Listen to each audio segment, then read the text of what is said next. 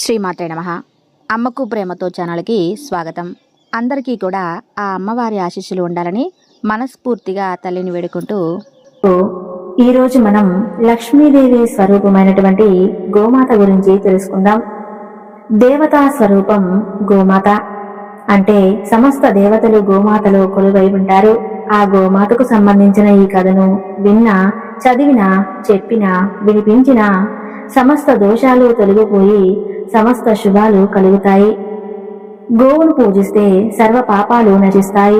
ఒకసారి పార్వతీదేవి కైలాసంలో పరమశివుడిని భక్తితో పూజించి, నాదా, స్త్రీలు తెలిసి తెలియక ముట్లు అంటూ కలిపిన దోషం, పెద్దలను బ్రాహ్మణులను భక్తులను దూషించిన దోషం, పరులను హింసించిన దోషం, పరులను హింసించిన పాపం ఏ విధంగా పరిహారం అవుతుందో చెప్పవలసిందిగా ప్రార్థించింది.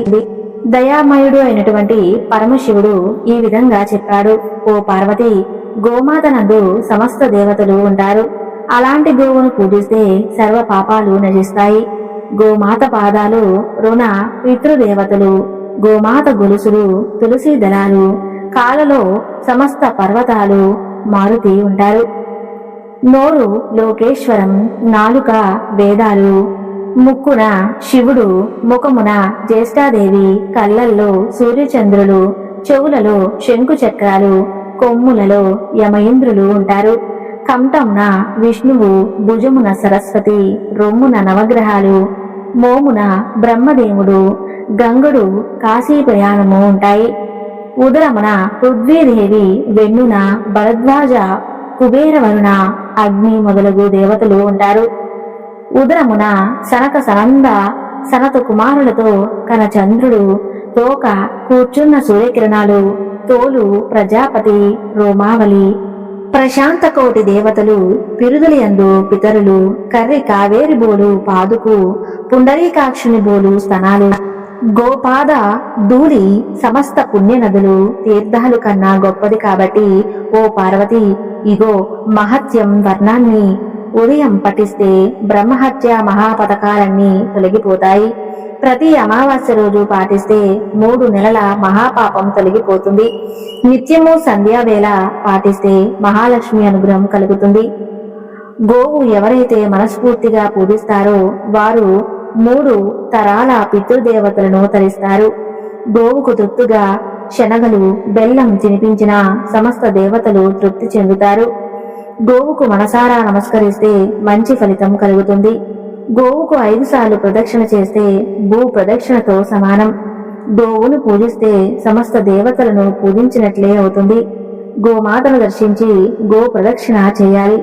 ఆషాఢ శుద్ధ తొలి ఏకాదశి మొదలుకొని కార్తీక శుద్ధ ఏకాదశి వరకు గో పూజ చేసిన వారు సమస్త పాపాల నుండి విముక్తి పొంది విష్ణు సాన్నిధ్యాన్ని పొందుతారు. కార్తీక బహుళ ద్వాదశిని గోవస్థ ద్వాదశి అంటారు.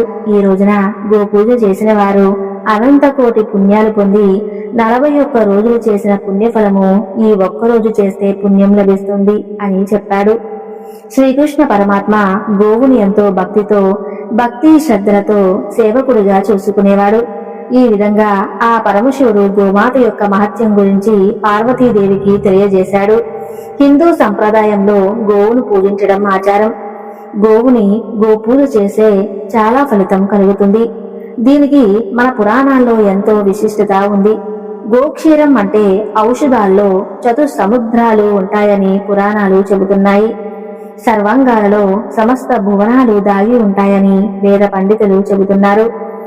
గోవులో వివిధ భాగాల్లో దాగి ఉన్న వివిధ రకాల దేవతలు వివరాలను ఒకసారి పరిశీలిస్తే, గోవుకు కొమ్ము మూల భాగంలో శివుడు కొలువుదీరి ఉంటాడట.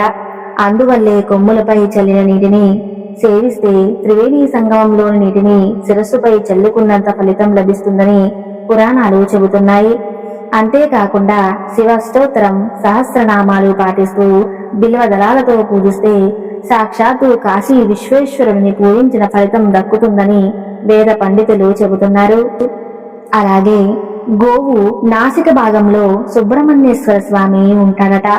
నాసికను పూజిస్తే సంతాన కష్టం ఉండదని, ఆవు చెవి దగ్గర అశ్వినీ దేవతలు కొలువై ఉంటారు. కాబట్టి చెవిని పూజిస్తే సమస్త రోగాల నుంచి విముక్తి కలుగుతుందని పురాణాలు చెబుతున్నాయి. ఆవు కంఠం దగ్గర సూర్య చంద్రులు ఉంటారని, వాటిని పూజించడం వల్ల ఆ జ్ఞానమే చీకటి నుంచి జ్ఞాన కాంతి సకల సంపదలు కలుగుతాయని వేదాలు చెబుతున్నాయి.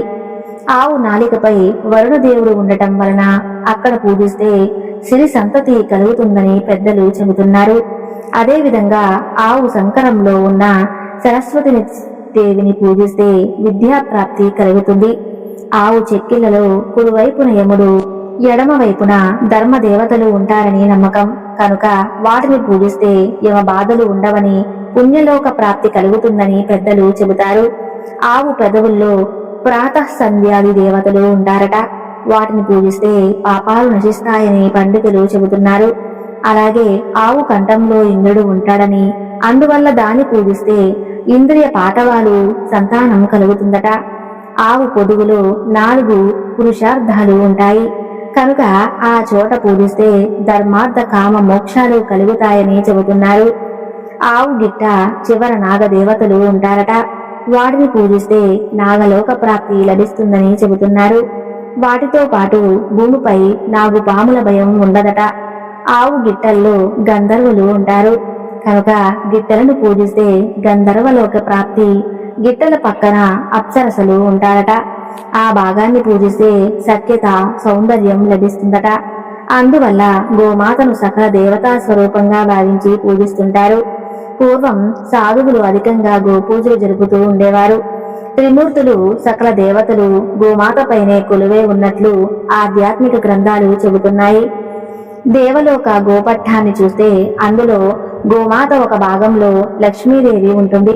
అందువల్లే చాలా మంది గోమాతను స్మరించి ప్రార్థిస్తూ ఉంటారు. గోమాతను కొమ్ముల వరకు దేవతలు, త్రిమూర్తులు కొలువై ఉండటం వలన గోదేవతగా భావించి పూజలు చేస్తుంటారు. కామోద్రేకంతో చేసే తప్పుల వల్ల కలిగే దోషాలను కూడా గోపూజ ద్వారా నివారించుకోవచ్చని ఆధ్యాత్మిక గ్రంథాలు చెబుతున్నాయి. అంటే గోవును పూజించడం మాత్రమే కాకుండా గో దేవాలయానికి దానంగా ఇవ్వటం, గో దేవునికి సిద్ధించే పాలు, పెరుగు, వెన్న, నెయ్యి వంటి పదార్థాలను ఇతరులకు దానంగా ఇవ్వడం కూడా గోదానంతో సమానం అని పండితులు చెబుతున్నారు. అదేవిధంగా దేవరహస్యాన్ని కనుక్కునే మహత్యం గోదేవికి మాత్రమే ఉంటుందని శాస్త్రాలు చెబుతున్నాయి.